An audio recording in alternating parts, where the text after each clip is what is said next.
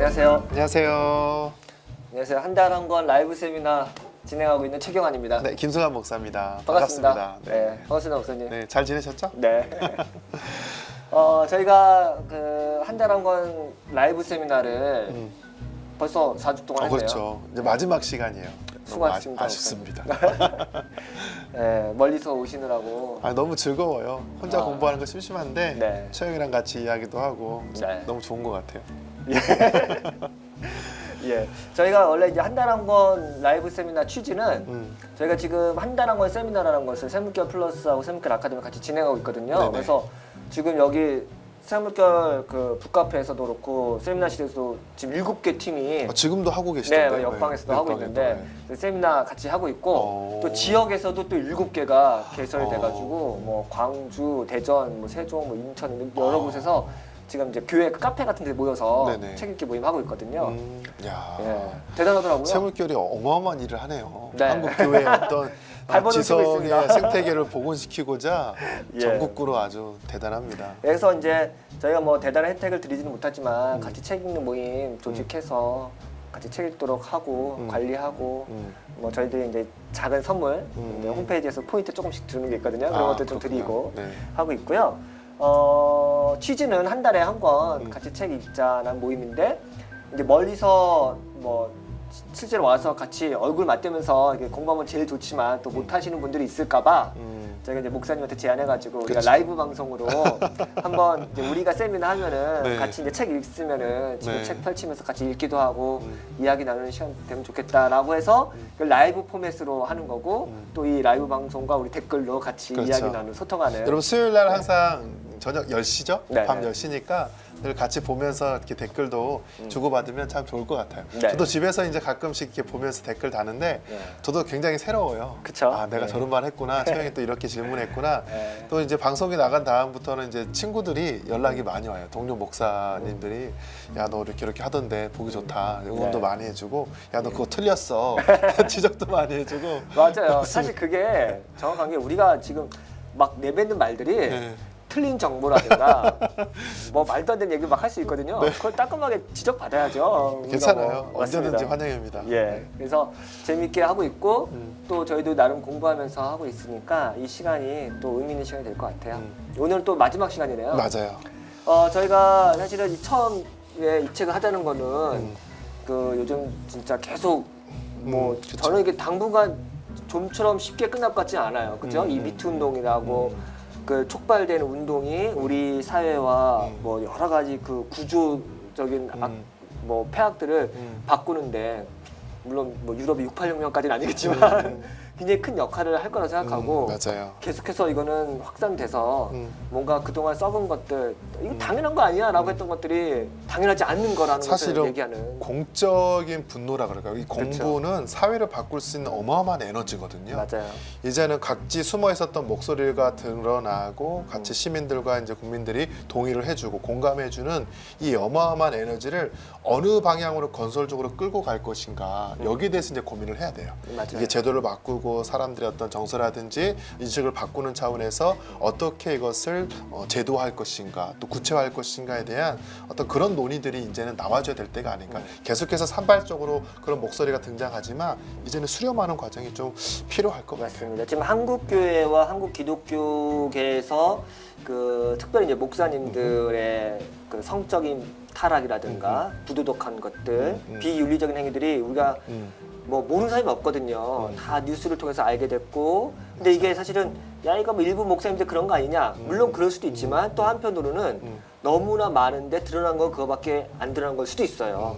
혹은 우리가 알게 모르게 또 여성 비하적인 발언을 한다든가 그렇죠. 우리가 진짜 너무나 내면화되고 습관화돼가지고 나도 모르게 했던 모든 말들이 사실은 그 피해 여성에게는 굉장한 수모나 수치심을 주는 결과를 했던 것도 많고 이런 기회가 사실 교육 효과도 되고 맞아요. 조금씩 정화하는 역할을 그래서 했으면 교회가 제가 제안하는 것은 이제 물론 교회 안에서는 당연히 이런 어떤 성폭력에 관련한 문제가 발생했을 때 교회 법으로 제도적으로 이런 문제를 이렇게 처리할 수 있는 어떤 제도를 만들어주는 게 중요하고 그런 피해자가 발생했을 때 어떻게 회복시킬 것인가 여기에 대해서 구체적으로 교회의 어떤 기관위원회라든지 노예의 어떤 위원회라든지 그래서 피해자의 어떤 회복과 가해자의 화해까지 이룰 수 있는 어떤 그런 프로그램들 개발하는 거 중요하고 이런 걸 통해서 이제 사회에게 메시지를 주는 거죠. 어떤 하나의 어떤 모델과 대안을 제시해주는 차원에서 교회가 같이 그런 논의들을 이제 해야 될 때가 아닌가 싶어요. 나중에 결론 부분에 그런 얘기 조금 더 아, 해주세요. 네, 예.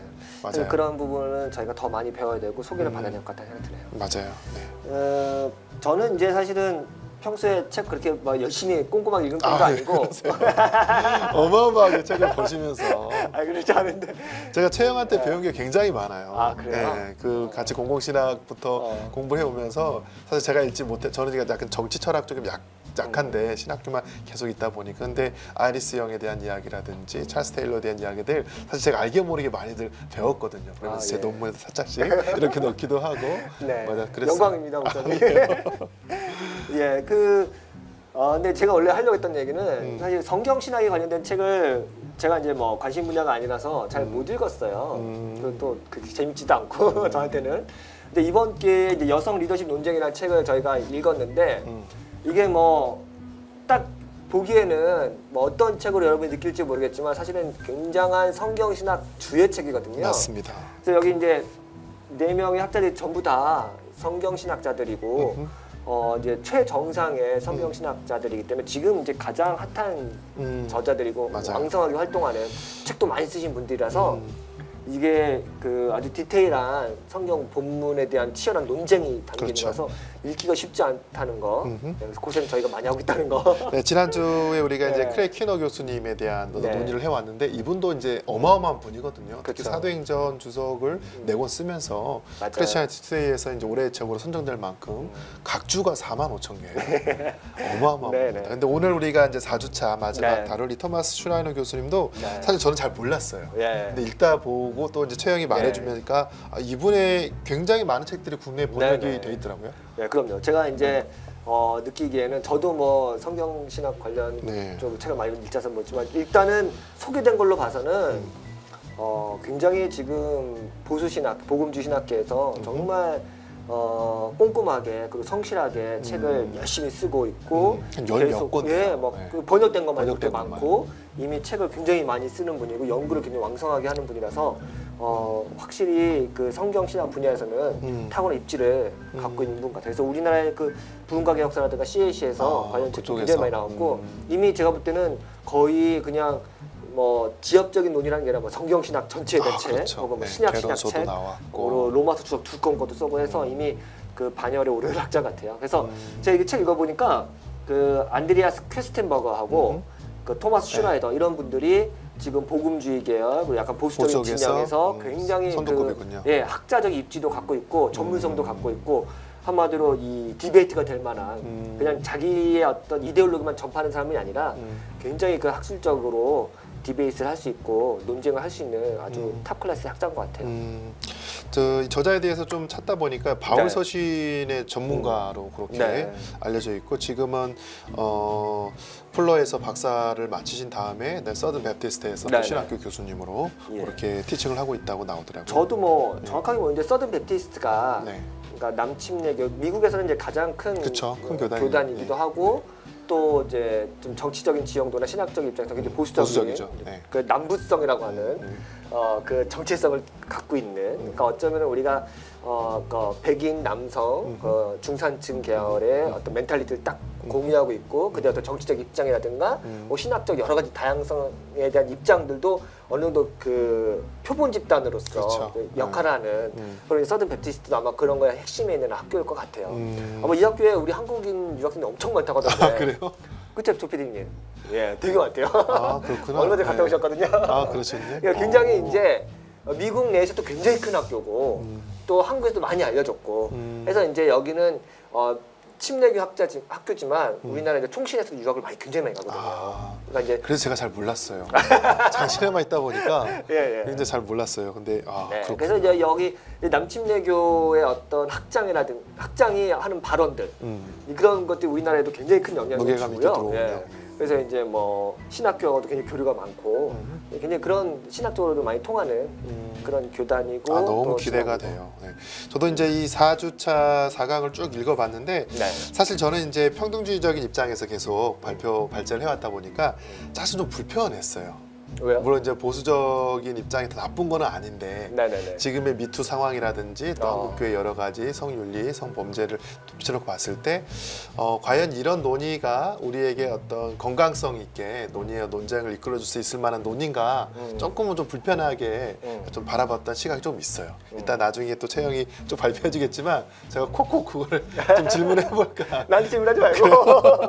예. 그럼 제 생각을 중간중간에 좀 그렇게 한번 또 예. 이야기를 하도록 할게요. 제가 이제 그 발제 저도 간단하게 준비를 해봤는데요. 네. 그 오늘 이제 마지막 시간이니까 저도 지금 4명의 학자들의 글을 쭉 읽으면서 나름대로 생각한 게 첫 번째 몇 가지 이제 그 논의할 주제가 있는데 첫 번째는 과연 성경적이라고 하는 게 무슨 의미냐? 저 다시 한번 생각해봐야겠어요. 누구나 그렇죠. 다 성경 복음주의자라면은 내 입장이 되게 성경적이다 이렇게 변론하고 싶을 거예요. 그리고 그걸 레퍼런스 되고 싶고 내가 바로 성경적인 입장이라고 하는데 거기서 그 말은 성경적이라는 그 의미를 저는 두 가지로 한번 생각해봤거든요. 첫째는 문자적으로 그대로 따르겠다는 거예요. 그러니까 성경이 지금 이렇게 얘기하고 있다. 그리고 이 말이 그대로 문자를 의미와 그 원래 본문의 맥락을 찾아봤을 때 이 말이 가지고 있는 그 가치라든가 미닝이 이거다라고 딱 말하고 그렇기 때문에 내 입장이 되게 성경적이다라고 거기다가 자기의 주장을 갖다 거는 거죠. 근데 이렇게 됐을 때에 제가 볼 때 좀 문제가 되는 게 아까도 얘기했지만은 성경이 갖고 있는 여러 가지 문자적인 의미 우리 사실 그런 것들 굉장히 많이 가져와서 그렇죠. 네. 적용하고 있는데 그렇게 될 경우에 문화적 특수성이라든가 그 당시 지역적인 어떤 그 특수성이 있잖아요. 근데 그런 것들을 어떻게 이제 구분하느냐. 이제 좀 흔한 예로 성경은 노예 제도를 인정하고 있고 그렇죠. 또 뭐 일부 다처제도 나오고 그렇죠. 전쟁에 대해서도 아주 그렇죠. 강력하게 문화적으로 표현하고. 굉장히 이질적인 부분도 분명히 있죠. 지역적인 특수성이 있으니까. 그러면서도 이 부분은 내가 문자적으로 적용을 해석을 했다. 이렇게 했을 때에 아무리 내가 성경적이라고 하는 사람도 노예 제도를 찬성하진 않을 테고 일부 다처제를 찬성하지 않을 테니까요. 이제 그런 부분에서 어떻게 내 성경적이라는 말을 특수한 것으로 이렇게 찝어내서 할 것이냐 그게 첫 번째고. 근데 제가 보니까 이 상보주의적 입장을 가지고 있는 사람들은 대부분 성경 본문의 여성과 남성의 역할에 대한 부분을 해석함에 있어서 이게 바로 성경적인 의미다라고 하면서 그걸 되게 문자적으로 해석을 하더라고요. 일본적으로 그런 것 같아요. 근데 두 번째로 성경적인 의미라고 했을 때에서 평등주의자들은 성경적인 입장을 뭐 어떻게 얘기하냐? 이 상보주의자들만큼 문자적으로 해석하지는 않는 것 같아요. 네, 맞아요. 그렇게 할 수는 없죠. 근데 다만 이 본문의 앞뒤 맥락을 따져보고 조금 더 넓은 컨텍스트 혹은 바울의 전체 의미 혹은 신약 성경이 갖고 있는 어떤 보편적인 가치들을 해봤을 때 이 여성 비하적인 여성 차별적인 본문 메시지는 이렇게 해석하는 게 옳습니다라고 하면서 더 넓은 맥락에서 해석을 하는데 이것을 성경적이라고 하는 성경적이다. 거죠. 성경적인 가치관에 혹은 성경적인 전체적인 맥락을 봤을 때 이 부분은 이렇게 해석해야지 굳이 이걸 문자도 그대로 우리나라 상황에 적용하면 안 된다 이렇게 하는 거죠. 그때 성경적이라는 의미도 자기네 쓰는 거예요. 근데 결국 복음주의자라면은 나는 성경적으로는 이런데 나는 이렇게 할 수는 없거든요. 그러니까 성경적이라는 거는 어쨌든 그 권위를 인정해야 되는데 그럼 누가 더 성경적이냐 했을 때 이제 상보주의자들은 그 좁은 맥락의 문자적인 의미, 그렇군요. 평등주의자들은 조금 더 넓은 의미에서 바울의 가치관, 예수 그리스도의 어떤 구속사역 가운데서 혹은 창조의 맥락에서 이 여성의 지위를 어떻게 했다 이런 것들 좀 넓게 보는 것 같다는 개인적인 느낌이 지난주에 우리 이제 키노 교수님도 이런 상보주의적인 입장을 수용하는데 어떤 표현을 쓰면 원리 원칙을 이야기해요. 그 문자의 어떤 하나의 의미의 가치기보다는 일관된 메시지로 성경이 말하고 있느냐. 그러니까 여자가 머리 그 두건 쓰는 문제가 그렇죠. 5번이나 언급이 되거든요. 이것은 보편적으로 받아들일 수 있을 만한 의미가 된다. 그 일관적으로 여러 번 반복되기 때문에 그러나 한 번 또는 두 번 번 정도 이렇게 나오는 본문에 대해서는 그래요. 특수하게 접근해야 된다. 그래서 맞아요. 원리와 원칙을 제시하되 그게 이제 사용한 빈도수라든지 성경의 전체 맥락 안에서 어떤 통일성이 있느냐 없느냐를 가지고 그렇게 해석을 하더라고요. 근데 그 이야기가 최영이랑 맥을 같이 하는 것 같아요. 그 제가 이제 뭐 나중에도 얘기했지만 그 성경에서 굉장히 이제 특수한 좀 이제 불편한 부분들이 많이 있거든요. 아, 있어요. 그러니까 뭐, 뭐야 왜 성경이 빼줬으면 좋았을 법한 건데 우리도 굉장히 불편한 부분이 있어요. 이제 그런 걸로부터 이제 우리가 성경이 난제라고 하면 난제고 이거 어떻게 우리 적용해야 되지 이런 게 많이 있거든요. 근데 그 중에 하나가 사실은 오늘날 입장에서 보면 여성에 관련된 그렇죠. 본문 메시지죠. 근데 크리스토퍼 라이트가 성경으로부터 우리가 어떤 그 윤리적 메시지를 뽑아낸다든가 혹은 전거, 패러다임으로 말할 때에 중요한 게 있다. 예를 들어서 일부 다처제 혹은 전쟁에 대한 거 그걸 우리가 성경이 어떤 추구하고 있는 보편적 가치라고 말할 수 있냐? 없다. 왜 그러냐?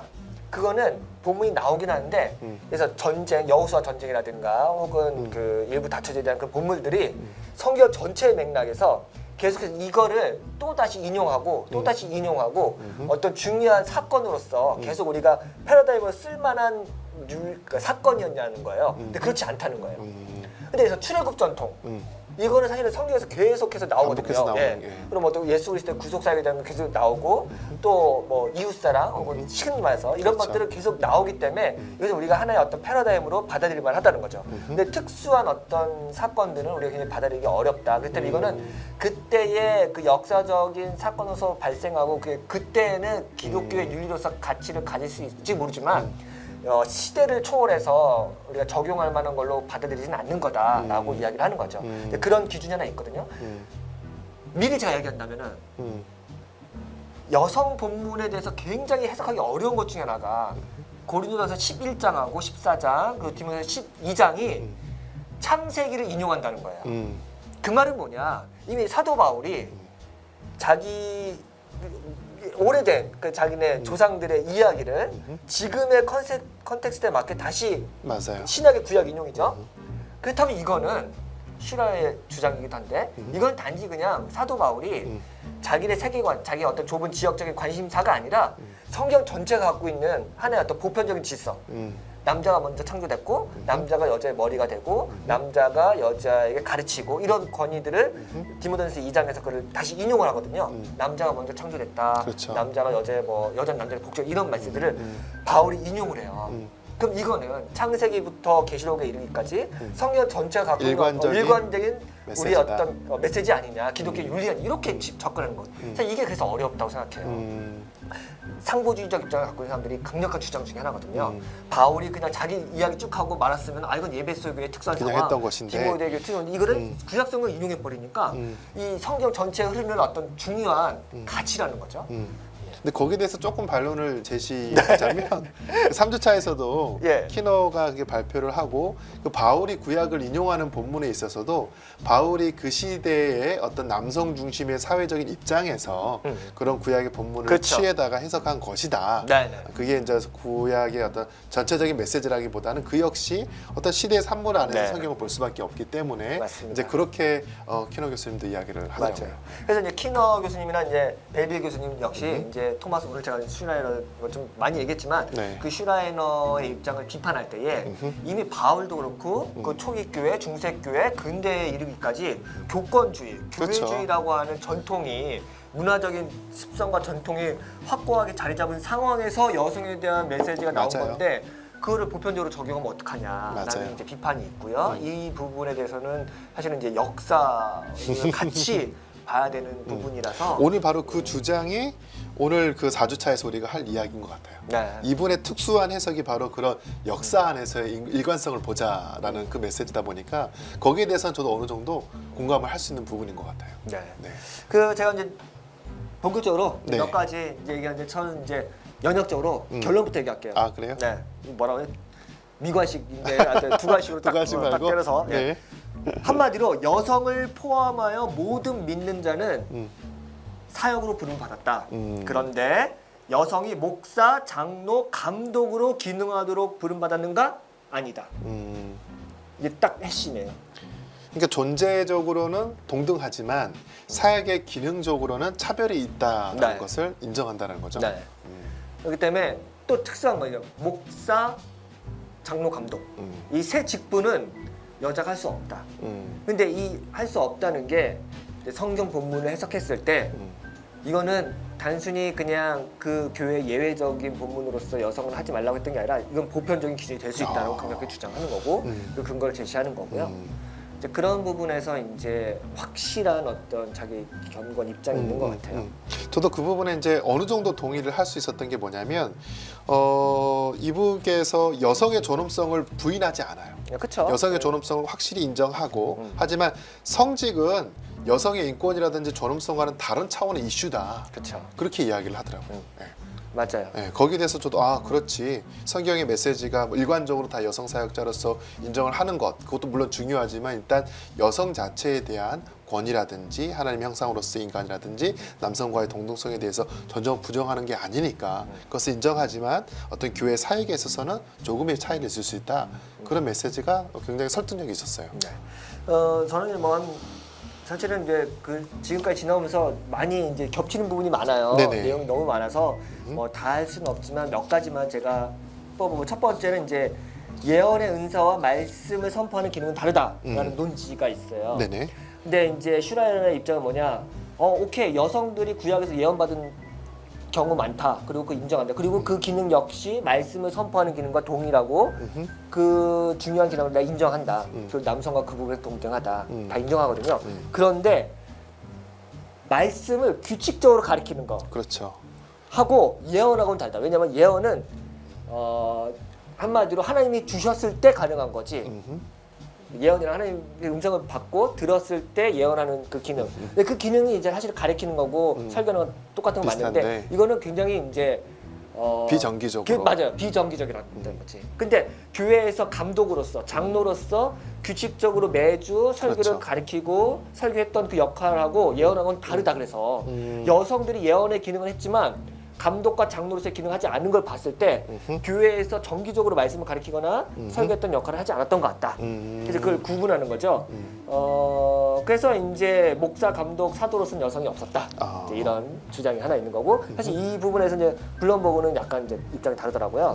이제 논평하는 걸 보니까 이 슈나를 다 찬성하는데 이 예언의 기능을 그런 식으로 설교하는 것과 말씀 가리키는 걸 구분하는 거는 굉장히 인위적이다. 왜냐면은 비정기적이건 정기적이건 그게 중요한 게 아니라 예언자로서 기능을 가졌다는 거는 사실 말씀 선포자와 설교자하고 이게 동등한 거기 때문에 그렇게 뭐 인조 딱딱 나눌 수 있냐? 그거 사실은 지금의 기준으로 봤을 그렇죠. 때 그런 거지. 옛날에 그런 기준은 없었다. 예언자하고 설교자였고 설교자하고 그 말씀 선포자였다. 그런 게 막 같이 이렇게 엮어지는 거지. 그런 막 기능 정규직과 뭐 비정규직의 그런 비인가요? 정규직은 더 권위 있고 또 우월한 위치고 비정규직은 맞아. 가끔씩 쓰니까. 예. 그러니까 그렇게 그런 기준은 지금의 기준이지. 네. 옛날에 무슨 뭐 초대교회에서 그런 기준 갖고 무슨 뭐 역할 분담했냐 그렇지 않다. 라는 얘기고, 사실 이건 좀 더 확장되면요.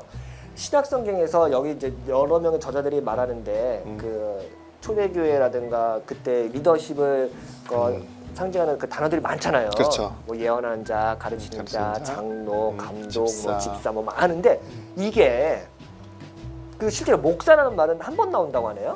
맞아요. 근데 이제 오늘날 우리가 생각하는 흔히 말하는 담임 목사, 교회에서 리더십을 강력하게 발휘하는 그 목사는 성경에는 없는 거예요. 그런 맞아요. 그 대입 일대로 대응하는 건 말씀은 없다. 우리가 장로와 감독을 쉽게 이제 담임 목사 정도로 생각하는데 그런 가르침에 대해서 성경이 말하는 게 아니고 그쵸. 물론 이제 책임적인 위치, 권위자의 그쵸. 위치로서의 장로 감독을 목사랑 비교할 수 있겠지만 지금의 사역과 동등한 역할을 했느냐? 네. 그건 또 한번 생각해 볼 필요가 있고. 그렇죠. 그러니까 일대로 대응하면 안 되고 네. 그렇다면 어떻게 되냐? 그 초대교회에서 바울이 나의 동역자, 나와 함께 사역했던 그렇죠. 사람들의 그 목록을 보면은 예언하는 사람, 뭐 집사, 뭐 장로, 감독, 혹은 뭐 아까 말했던 그 초대교회 50명 정도 모이는 그 그렇죠. 집의 집주인, 뭐 호스트죠. 그렇죠. 이런 다 사실 그 바울의 사역의 동역자고 같이 칭찬해주고 같이 목록에 올리거든요. 그러니까 사실 이게 초대교회 리더십 그룹이었던 거죠. 근데 여기는 당연히 여자가 있죠. 근데 뭐 장로와 감독, 사도에는 여자가 없었다 이렇게 구분하는데 이게 오늘날은 이게 딱 구분돼 가지고 여기는 교회 리더십 이렇게 할 수 없다는 건데 근데 내가 지금 누구 편 드는 거야? 이러면 안 되는데 아무튼 뭐. 슈라이너가 예. 그렇게 또 일방적이진 않으니까 예. 그런 또 평등주의자의 입장에서도 충분히 수용할 만한 논의를 펼치기 때문에 네. 예, 동의할 수 있어요. 저 슈라이너 팬이잖아요.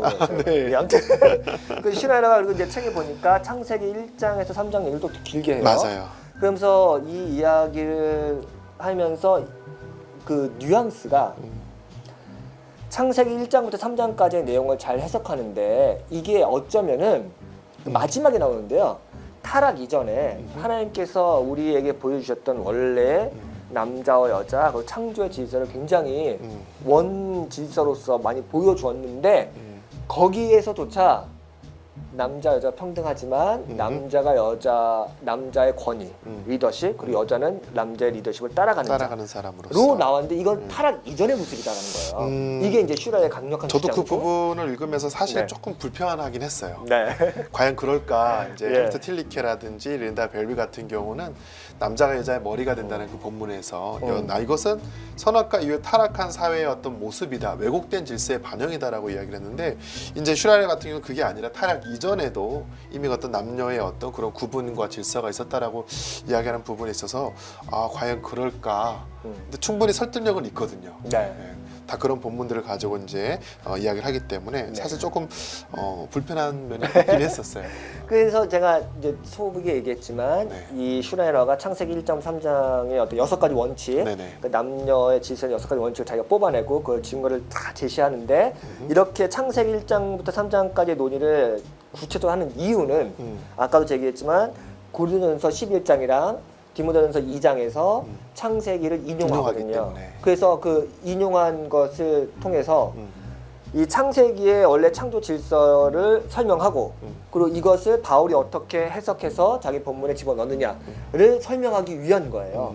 그렇기 때문에 이게 다 서로 그쵸, 맞아야 되는 맞는 거죠. 거죠. 예, 예. 그래서 이제 고린도전서 11장을 주의하거나 디모데전서 2장을 주의할 때도 이게 성경의 어떤 보편적인 가르침이고 성경에서 원칙으로 내세우고 있는 거기 때문에 이거는 우리가 지켜야 될 것 같다라고 이야기를 하고 그렇게 함으로써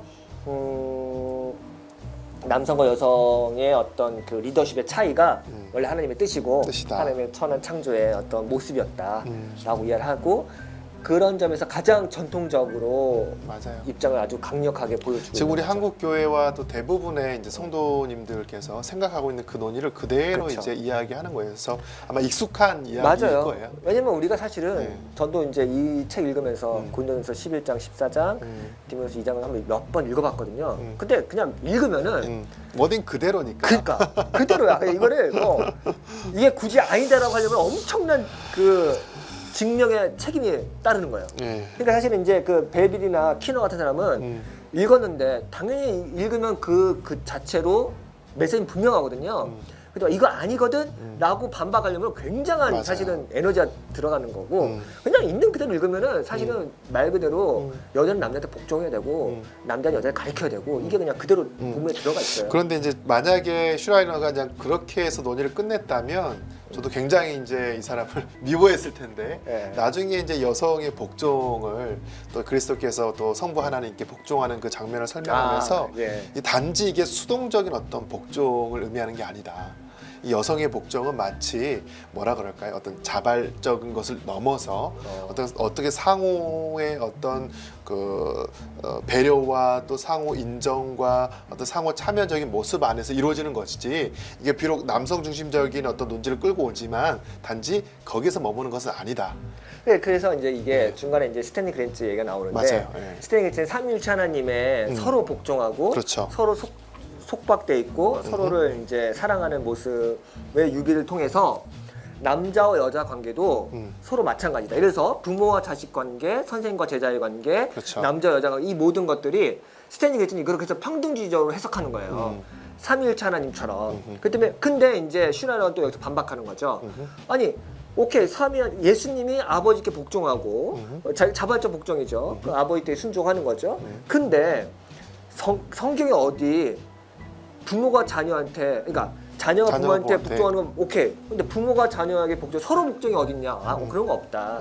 남자 여자도 마찬가지다라고 나오는 거예요. 근데 이제 슈라이너는 스탠리 그랜츠가 삼위일체 하나님의 페리코레시스를 비유로 해가지고 이런 상하관계라고 위계 질서를 다 이제 평등주의로 해석해 버리는데 이제 슈라의 입장에서는 이게 성경적 근거 빈약하다라고 또 비판하는 거예요. 그래서 오히려 슈라이러는 그 삼위일체 하나님의 근거에서 그 평등주의로 해석하는 그 스탠리 그레이츠를 비판하고 오히려 이제 그 뭐 삼위일체 하나님의 어떤 그 서로 복종하는 건 맞긴 하지만 어디 성부 하나님이 성자 예수께 복종하는 게 있냐 그런 거 없다라고 말하는 거죠. 그래서 오히려 이 논의를 자기 논리로 또 다시 한번 해석을 하더라고요.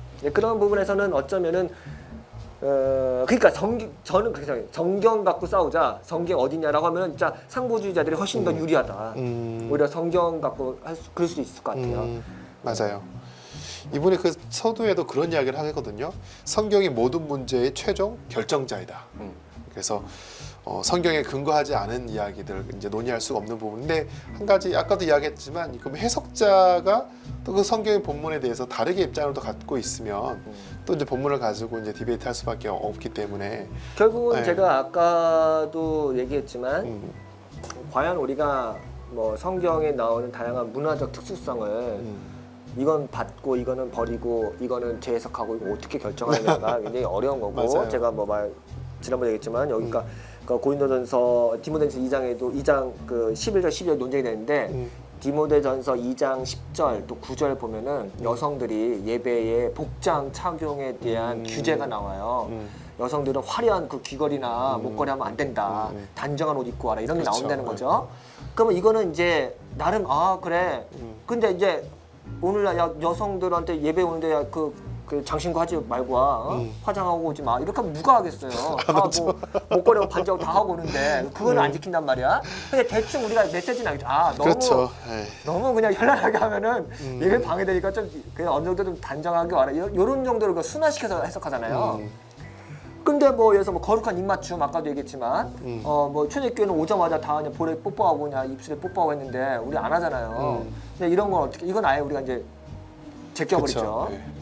또 뭐 소화불량 있는 사람한테 포도주 먹이라 뭐 그렇죠. 이런 메시지 있는데 오늘날은 또 다르게 술에 대한 해석하고 부분. 그러니까 이런 부분에 있어서 디테일하게 이렇게 목록을 만들어서 요거는 아니고 요거는 좀 그래 요 원리는 우리가 이때 이래서 이거 원리만 우리가 추출해서 다른 식으로 문화적으로 적용하자 뭐 이렇게 하고 이건 또 아닌 것 같고 이거는 근데 여성에 대한 어떤 복종에 대한 거는 이건 보편적인 것들 이건 그대로 지키고 뭐 이런 그 기준을 짜는 거죠. 사실은 그래서 성경 그대로 하자라고 했을 때 그 말이 가지고 있는 의미는 어떤 걸까? 다 자기 입맛대로 하는 거죠. 그래서 이제 그거를 하는 게 학자들의 논의고 얼마만큼 설득력 있게 말하는 건데 그래서는 이거는 뭐 개인적인 불만이지만 성경학자들한테 맨날 불만 갖고 있는 게 이거거든요. 성경이면 다냐? 맨날 이러거든. 성경이면 다냐? 그거는 정말 이게 너무 단순하게 말하는 거다. 얘기를 많이 드는 거죠. 그러니까 논평에서 이제 벨빌이 이분 슈라이더의 글을 굉장히 비판해요. 오류다 이거는. 이 글 자체가 오류다 그러면서 엄청나게까지 그냥 한 7, 8가지 오류를 막 지적해내거든요. 이거 너무 뭐 일반화시킨 오류가 있다. 구분을 잘못한 거다. 남성 특권적이고 시대착오적이다. 문화적인 오류를 가지고 있다. 그러니까 조금 급진적인 입장에서 이런 논의를 접하다 보면 이거 사실 말할 가치가 없는 글이다라고 이렇게까지 비판을 깜짝 놀랐어. 맞아요. 두 분이 아주 만나지 않을 그러니까 것처럼. 사실은 아까 했지만 벨빌하고 슈라는 만나면 안 돼. 맞아요. 만나. 둘은 안 돼. 나머지는 이렇게 서로 이렇게 만나서 이렇게 네. 얘기하고 이제 좀 훌훌 털어버릴 수 있지만 둘은 만나면 안 될 것 같아. 예. 맞습니다. 이렇게 해서 이제 사실은 그 슈라이너가 아까 제가 얘기했지만 이제 창세기 본문하고 고린도전서 이제 디모데전서 말씀을 이제 아까 저희도 퀘스텐버그라고 하는 학자의 그쵸. 그 주에 그 자기가 주장하고자 하는 바를 설득력 있게 해줄 레퍼런스를 끌고 와서 설득력 있게 이야기를 합니다. 근데 이런 모든 것들이 결론적으로 아까 제가 얘기했지만 여성은 임직, 그러니까 서임을 받는 그거에서 이제 제한을 받아야 된다라고 이야기를 하는 거죠. 제가 지난주에도 말했지만 결국은 얼마나 일관적으로 여성이 남자에게 복종해야 되고 남자를 가르칠 수 없다라고 한다면은 과연 오늘날 주일학교는 어떻게 되고 여자는 선교지에서 복음을 전할 수는 없는 건지 혹은 뭐 교회에서의 역할이라든가 복음주의자들도 서로 자가당착에 빠질 수 있지 않을까 생각도 들기도 맞아요. 하고요. 맞습니다. 더 중요한 거는 아까도 얘기했지만 결국은 복음과 문화의 관계에서 오늘날 우리 상황에서 우리가 가지고 있는 어떤 문화적 상황 속에서 이 컨텍스트에서 또 복음은 어떻게 우리가 적용해야 되느냐 하는 굉장히 선교학적이고도 해석학적인 문제가 직면하고 있어서 그런 부분을 우리가 신중해야 되겠다. 근데 이제 한 가지 어쩌면은 제가 하나 말씀드릴 수 있는 거는 여기서 말하는 그 블룸버그나 슈라너가 상보주의적, 그러니까 우리가 전통적인 입장을 가지고 있는데 이들조차도 무슨 뭐 요즘 교인들한테 누구한테라도 돌맞지 않으려면은 여자는 뭐 아무것도 못한다 이렇게 말하지 않을 거 아니에요. 그렇게 말할 수는 없는 거고 또 네. 실제 성경이 그렇게 양심상 성경이 그렇게 말하고 있는데 아무리 보수해도 그렇게 말할 수는 없는 거기 때문에 대부분 여성의 지위라든가 혹은 뭐 인권이라든가 여성이 교회 안에서 리더십을 어느 정도 발휘하는 것에 대해서는 찬성할 거라고 생각을 해요. 그래서 막 근본적으로 부정하지는 않겠죠. 성경이 일단 그렇게 말하지 않기 때문에. 그런데 이제 가장 첨예한 논쟁은 아마 그런 걸 거예요. 여성에게 목사 안수를 줄 수 있냐, 그리고 가장 최고의 리더십의 권위, 결국은 그게 장로라든가 감독이나 목사인데 그런 것들을 인정하냐 마냐. 이게 이제 굉장히 이제 그게 아마 이슈가 될 거고 그거 아니고서는 아무리 이제 디모데전서 2장을 그렇게 해석하더라도 여성이 교회 안에서 성경 교사한다든가 어떤 뭐 지역장이 된다든가 구역의 리더가 된다든가 이런 거는 아마 무시하지 않을 것 같아요.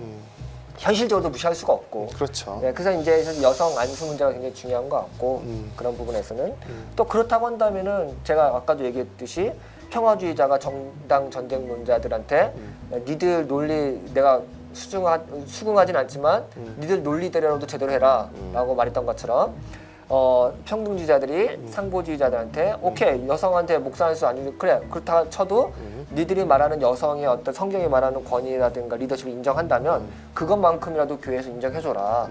교회에서 여성들이 마음껏 혹은 편하게 혹은 그보다 더 활발하게 활동할 수 있게 자리도 마련해주고 기회도 보장해줘라 이렇게 주장할 수 있을 것 같아요. 그럼 보수주의자들도 성경을 정말 자기가 문자적으로 읽었다 할지라도 그런 부분에서는 수긍할 수 있을 그쵸. 것 같고 여성들이 더 살게 기회를 제공을 해준다고 생각하는 거죠. 맞아요. 꼭 진영 논리에 빠져서 성경을 보면 이제 대화를 할 수 없기 때문에 어느 정도 이제 열린 마음을 가지고 상대방을 좀 이해하려는 어떤 그런 시도들이 아마 이 책에서 우리가 논쟁은 이런 거구나. 예, 다양한 관점이 있음에도 불구하고 자기의 어떤 논지를 펼칠 때 상대방에 대한 어떤 열린 마음들이 중요하다라는 생각들을 많이 하게 되었고요. 우리가 이제 총 4번에 걸쳐서 이 책을 쭉 다뤄봤는데 굉장히 저는 이제 흥미로웠어요. 흥미로웠고 우리가 또 미투 운동을 비롯해서 여성의 어떤 동등성과 인권에 대한 논의를 교회 안에서 앞으로 계속 펼쳐나가면서 좀 건강한 방향으로 이렇게 결론을 매듭지어야 되는데 그 근거를 이 성경에서 찾는다면 이런 책을 좀 한번 스터디하면서 목회자들이 좀 교회 리더들이 좀 이 책에 가서 좀 진지하게 고민해 볼 필요가 있지 않을까. 그러면서도 또 자기의 교회의 어떤 상황에 맞게끔 여성의 어떤 사역과 임지 또 안수에 대한 논의들을 결론져야 되지 않을까 그런 생각을 좀 해봤던 것 같아요. 저도 이제 총평을 내리면은 이 굉장히 읽기가 쉽지 않았어요. 그리고 여러분이 책을 보시면 알겠지만 뭐 제가 이 분야에 대해서 모르긴 하지만 각주가 굉장히 많거든요. 근데 보면은 야 이거는 지금까지 나왔던 논쟁에 참여했던 모든 학자들의 밀도가 디테일한 그 참고 문헌이 굉장히 많아요. 그래서 이거 실제로 이제 연구할 분들이 계시다면 굉장히 좋은 참고로 도서가 되겠다. 그리고 여기에 나오는 각주 찾아봐서 논문도 읽어보고 또 정리도 친절히 잘해줬잖아요. 내용 요약도 잘해주고 누구는 이런 입장이다. 그래서 뭐 그 논쟁의 디테일한 거 다 소개해줬기 때문에.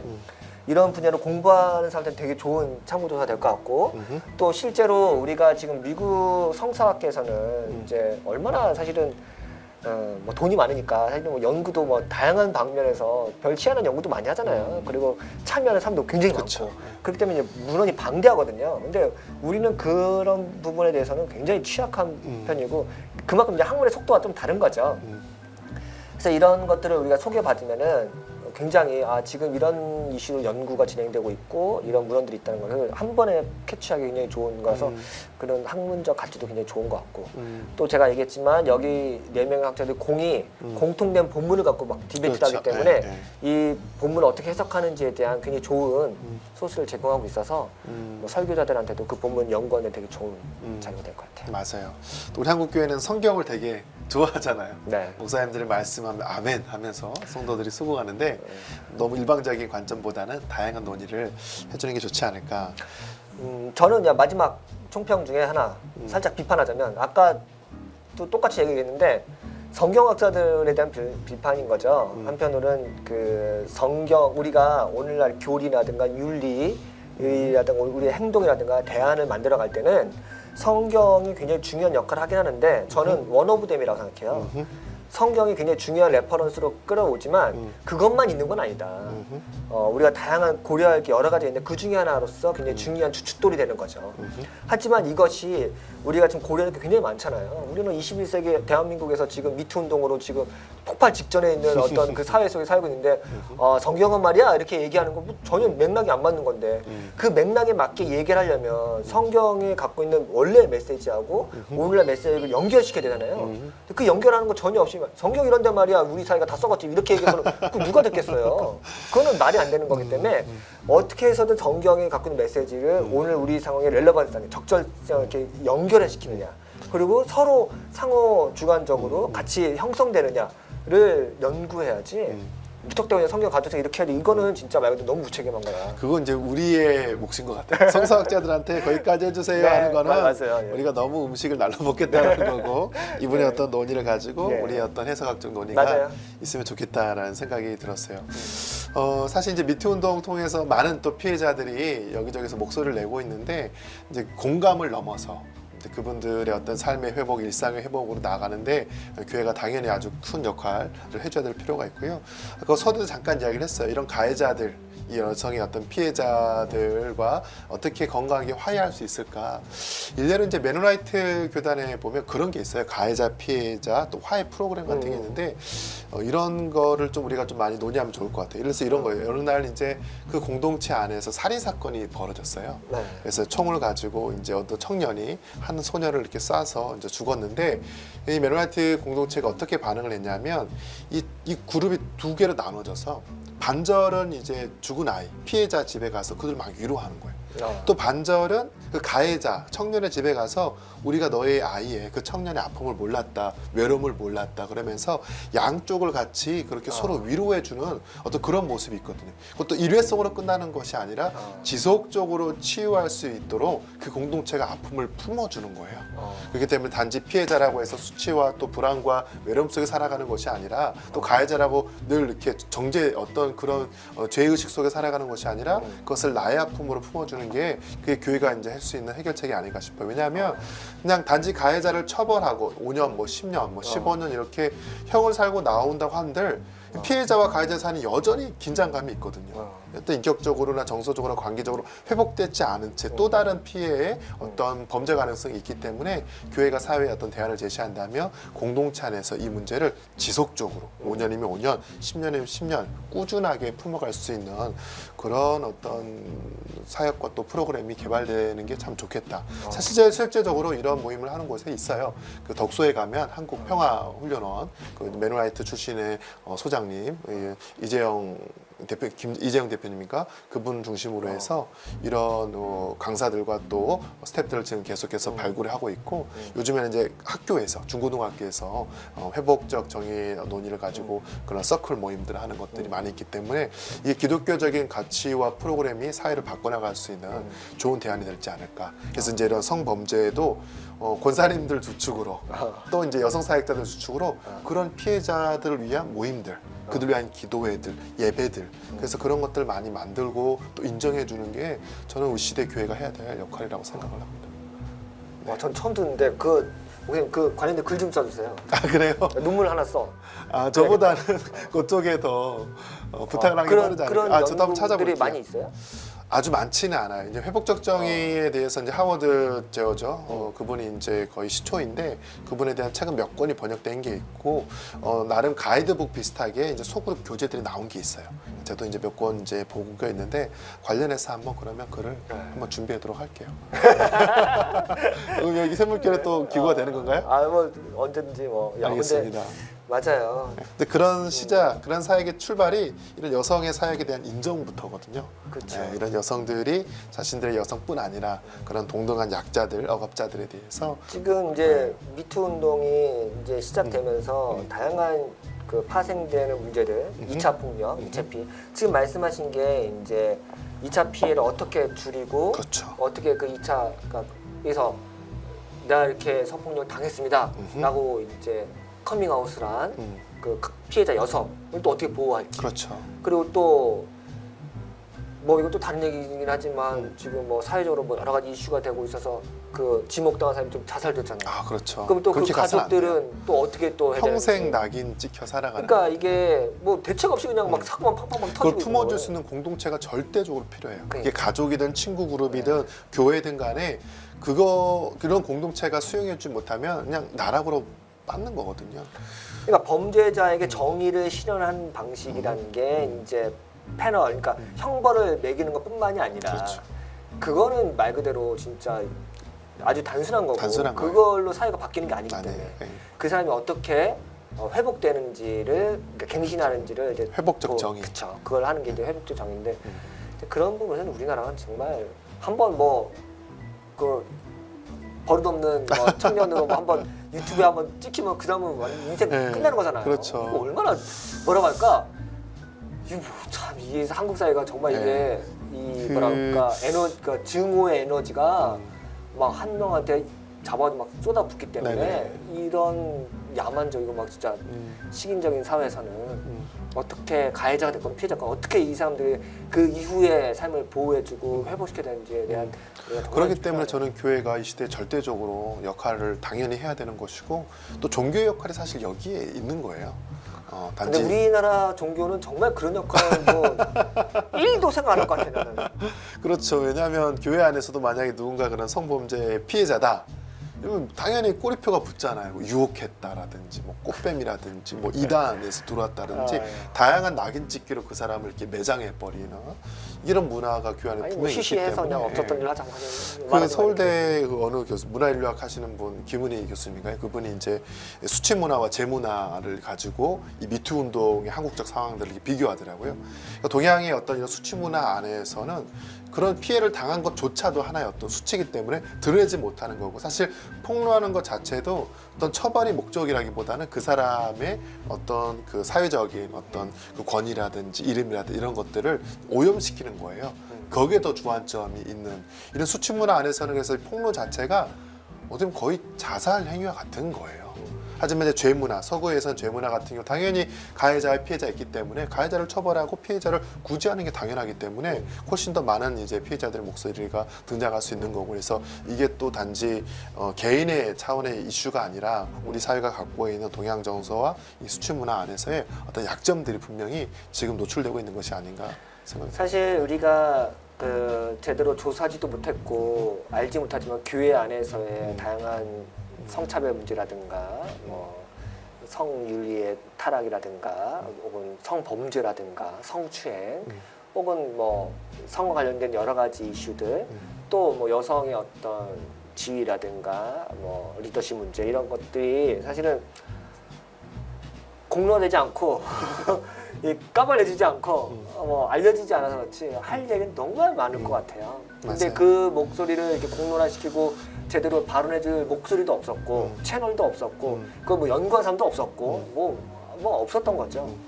근데 이번 기회가 저는 위기이자 또 기회가 될 수 그렇죠. 있는 게 이런 미투 운동을 계기로 해서 교회 안에서 그동안 골마 터지고 아까 얘기했지만 당연하다 그냥 당연한 거지 이렇게 해왔는데 뭐 이렇게 했던 모든 문화들이 다시금 조명받고 비판받고 이 수면 위로 올라와서 제대로 좀 이제부터 다시 리셋하는 그런 작업들이 있었으면 좋겠다는 생각이 드네요. 네, 맞습니다. 그러기 위해서는 우리가 뭐 공부도 해야 되고 아까 말씀했던 회복적 정의에 대한 어떤 운동이라든가 교육도 많이 필요한 것 같고 또 교회 안에서 공공연하게 일어나는 성추행 문제 이런 것도 교육을 받아야 되고 뭐 직장 들어가면 성교육 이렇게 다 한다고 하잖아요. 뭐 교회에서도 꼭 필요한 것 같고 우리가 이제 교육도 받고 알아야 되니까 그런 것도 참 중요한 것 같고 네. 무엇보다 맞습니다. 여자 전도사님들, 여자 목사님들이 많이 나와서 아 그렇죠. 좀 기울어진 운동장을 평평하게 만들어주고 또 그러려면 남자들이 좀 더 내려놓고 예, 그랬으면 좋겠네요. 네. 아무튼 뭐 4주 동안 재밌었습니다. 네, 혹시 4월 달에도 한 달에 한 권 이 책 하죠. 라이브 강의가 있나요? 네, 전 재밌는데 목사님만 가능하다면 아 그래요? 전 하고 싶습니다. 혹시 뭐 결정된 주제나 이슈가 있는지 뭐 한번 골라보죠. 그럴까요? 네. 알겠습니다. 생각 그러면 또 해볼게요. 기회 주시면 네. 저도 또 열심히 준비해서 또 다시 내 다음 달에도 만나면 좋을 것 같아요. 오늘 많이 들었고 너무 감사합니다. 네, 감사합니다. 한 달 동안 여러분 수고하셨고 감사드리고 또 다음 주에 가능하면 뵙죠. 아 그래요? 예, 네, 감사합니다. 감사합니다. 안녕히 주무세요. 바이.